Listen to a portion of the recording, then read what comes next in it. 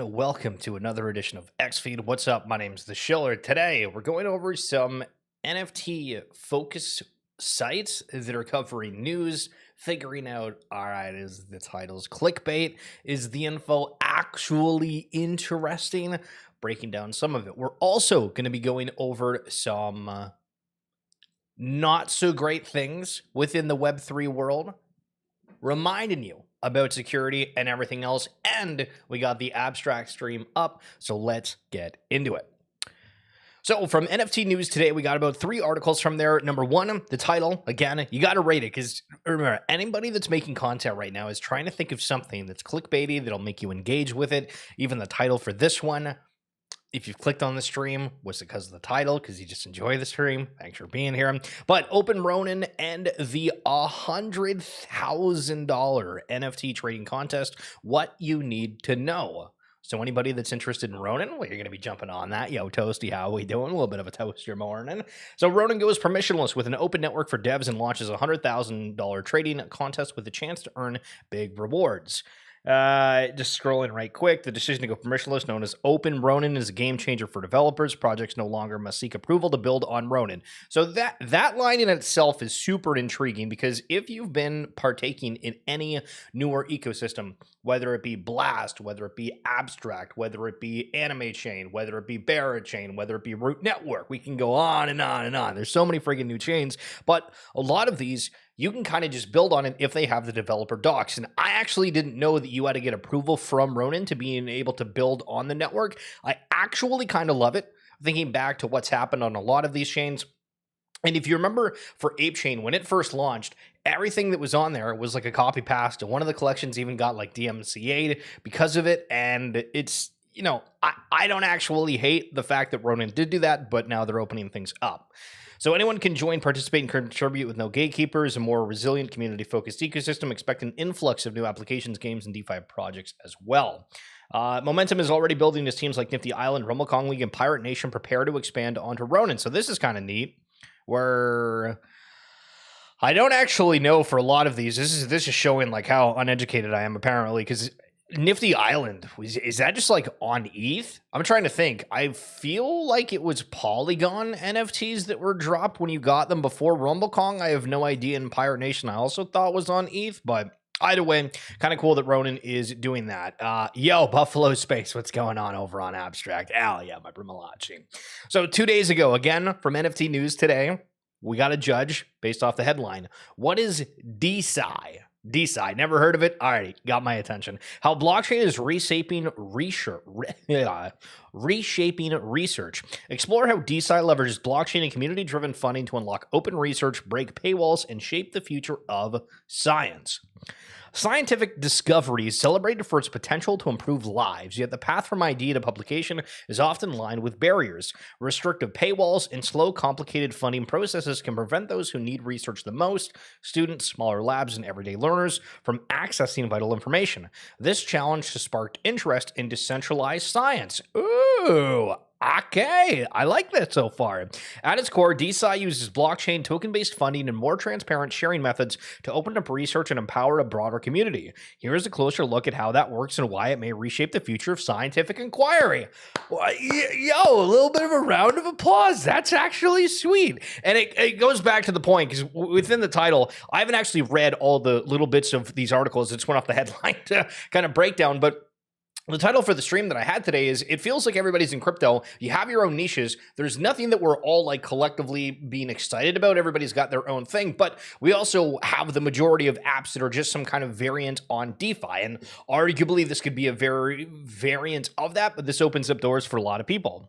So why science needs a shakeup? Many people don't realize how locked down scientific research can be. Subscriptions to elite journals cost a fortune, making it hard for curious learners outside major institutions to read the latest findings. Even within academia, scientists often wait months or even years for grants and peer-reviewed publications to come through. Decentralized science offers another path. It leverages blockchain's transparent, tamper-resistant record-keeping. It taps into community-driven support and token-based incentives. It promotes data sharing without expensive paywalls. In other words, DeSci is about letting more people in on the process. That's kind of new. Learned something new today. Hell yeah. This I don't know if I'm terrified about.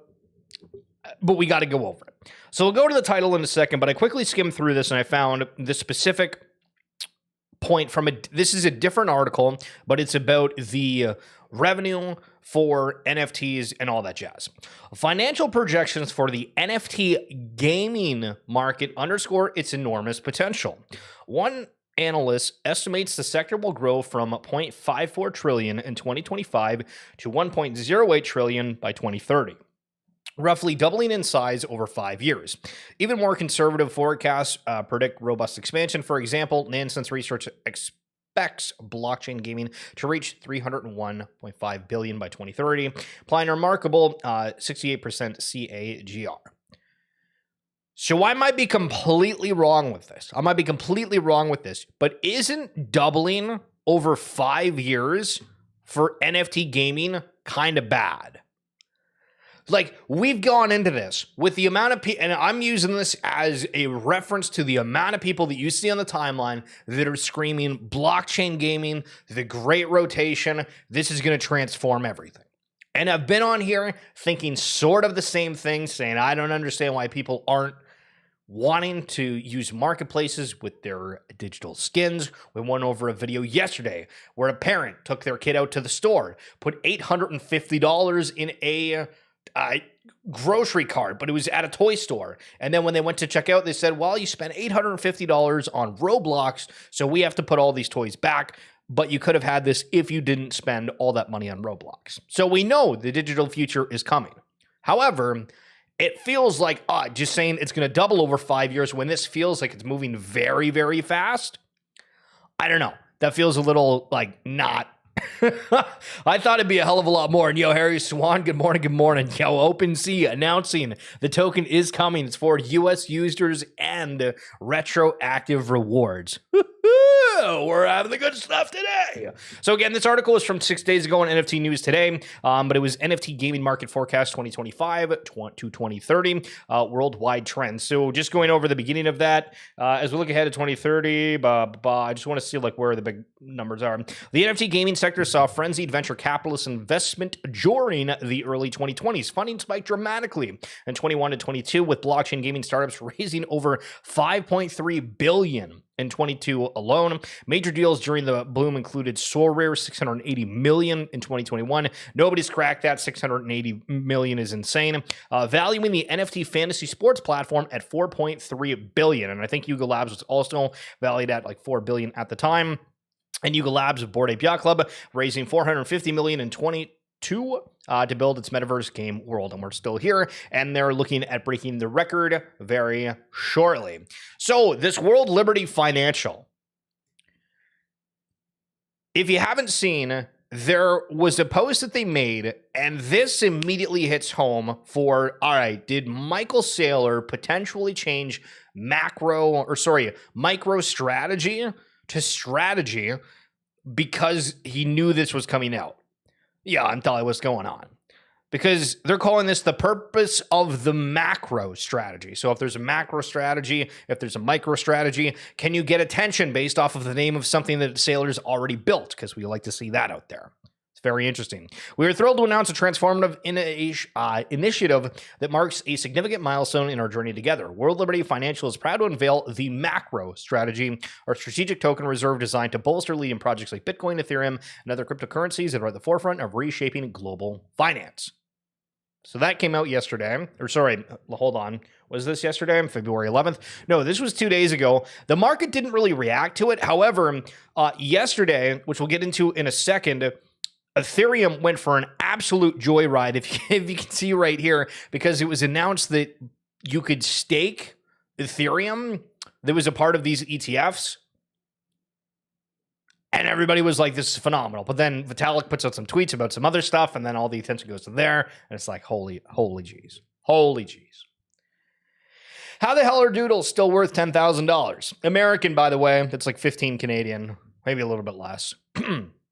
So I thought, all right, well, what can we actually get with $10,000? Would we prefer $10,000 a doodle, or, based off Google's AI review, a used car, a significant home renovation, a nice vacation, maybe to go see Harry go to an NBA game. You know, I'd probably prefer that over Doodle. True. High-end electronics, new computer. I mean, if you've gone to like buy a high-end computer, I don't know if you can really spend more than like $5,000. Sorry, I know you can spend more than $5,000, but I mean, if you spend $5,000 on a PC, which is like half the amount, that's a pretty banging PC. A new set of furniture, that's always good. A substantial portion of a college tuition, you can get some education, or even invest in the stock market to potentially grow your wealth further. Well, I mean, listen, that also depends on if the dude will go up itself, if they have a token, etc. But there you go. Those are your options for $10,000. So a little bit about security, as we like to highlight here. We've seen more and more people, I don't know if it's copy pastas on the timeline, but people are now like making jokes of they're getting hacked. I don't know if it's for engagement. It's kind of weird, but there's some that are actually happening. And one of them, so basically there was this person that was losing stuff and somebody responded saying, this is an old trick hackers used to airdrop fake Magic Eden NFTs last cycle. Once you interact with the NFT, your wallet is drained. And then Barefoot responds because it's, you know, it is kind of particular. It's only if you visit the website in the description and sign a scam message. You can't drain you off, only operate on known exchanges. So basically, the TLDR with this is if you get dropped a token, and we'll use like a crypto as an example, you can go into it and it will highlight like in brackets, like within the contract of, oh, go to the site to claim it. It seems legit. If you're not really aware of it, you go in on this website that it is intentionally a scam website, and then you lose your stuff through that. So if you ever get airdropped anything and it's trying to lead you to a different site, don't be doing that. Do not be doing that by Brumalachi. Wave. I don't want to be mean, but it's going to be mean. But if you're a random crypto Twitter account and you think Bloomberg reached out in DMs to interview you specifically, you're incredibly high on your own supply. Harry Swan. So this is great and true, and this is why I keep saying ignore DMs. Nobody cares about anything. It's, you know, you go do whatever you do in life. You know what I mean? Like just ignore things because you get excited when there's somebody that's of notoriety, but then you realize, oh, they're just trying to scam, and you got to be paying attention to that. I was never actually worried about Ethereum before, but then I saw this, and it's crazy. Solana-based Telegram trading bot Bonk and GMG NAI, or good morning, good night. I don't really use Telegram at all, to be honest, but it's now surpassing Ethereum for fees. And a lot of these blockchains that do work on fees, if Ethereum's not having that going, that's going to be very interesting. Christelle with a great point. Love it. Absolutely love it. Why are we building all these chains? Serious question. Can someone tell me why we're launching so many new chains rather than improve the ones we already have? Please don't say onboarding new users because you don't give a shiza about marketing to anyone outside of crypto. True. So let's scroll and read a couple of the comments because the comments are great. Uniswap made over $2 billion in gas fees for Ethereum. They did not get a single cent from this. Basis made over $100 million profit from running a sequencer. The money is the answer. Phenomenal take. Totally agree.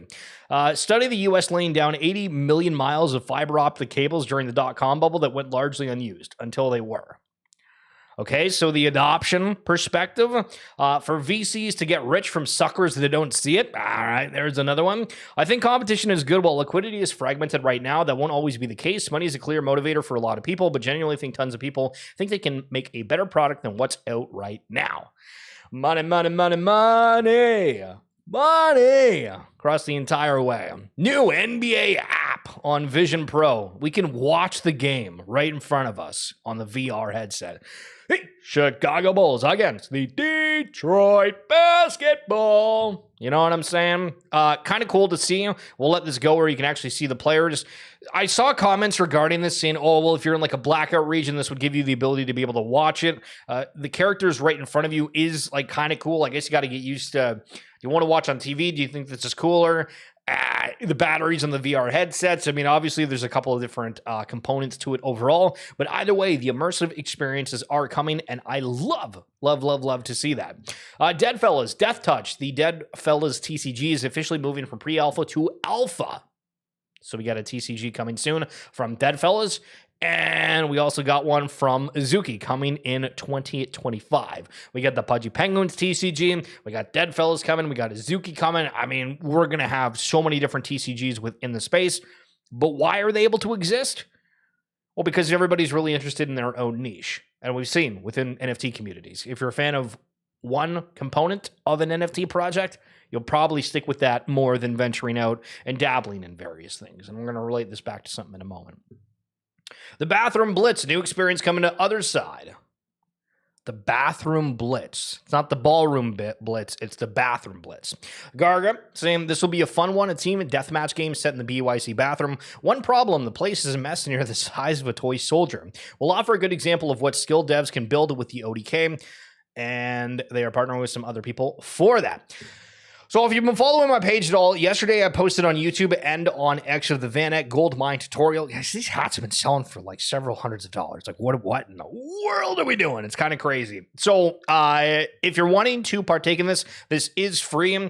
It's in Portals, which is a Solana-based metaverse platform. You jump in there.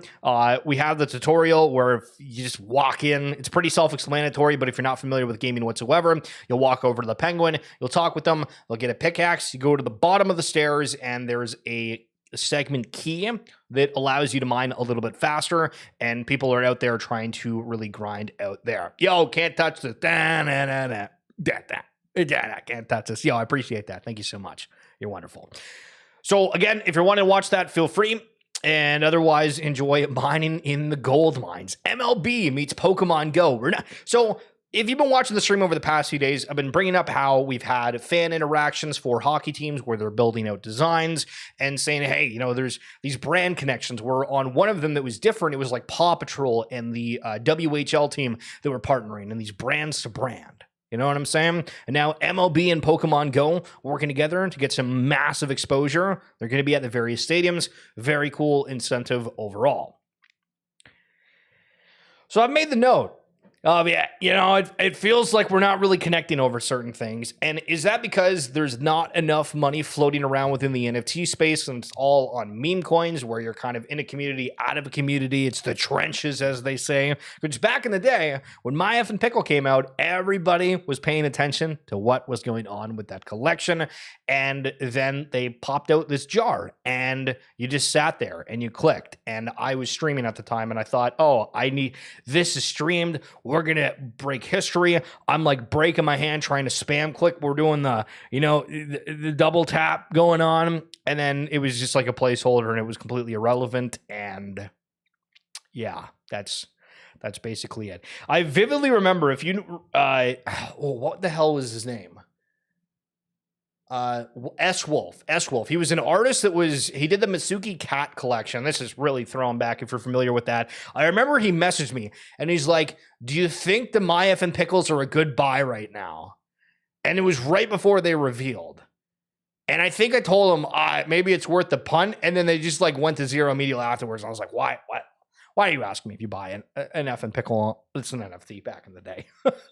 I don't know why I remember that so vividly. MoonPay apparently has a big announcement today. If you remember back in the day, MoonPay still got a ton of recognition because the likes of Jimmy Fallon, the Paris Hilton, the Post Malone, all the people that were rocking apes randomly when they were going for insane amounts of ETH, that was all facilitated by MoonPay. I feel like I haven't seen MoonPay have a big uproar of some sort similar to that, but they're saying a major announcement today.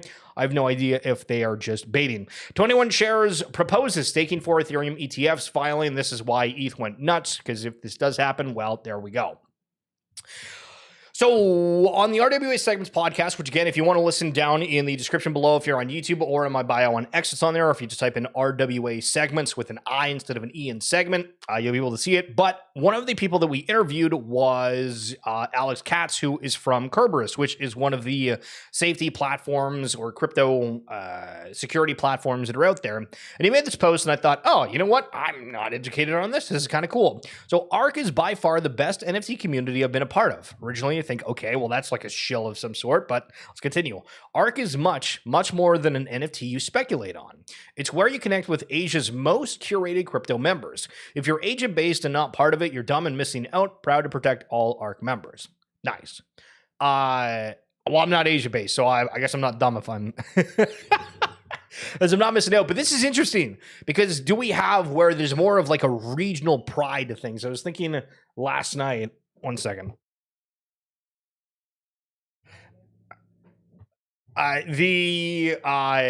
the Four Nations, the hockey championship yesterday, right? It was Canada versus Sweden. There might have been another game on there, but the national pride, right? We don't really have any sort of that thing within crypto. And curious if NFTs can bring that to the forefront of some sort. I know this is just like a random post of somebody saying, "Hey, if you're from the Asian region, you should be paying attention to what ARK is doing." But overall, still, I'm just saying.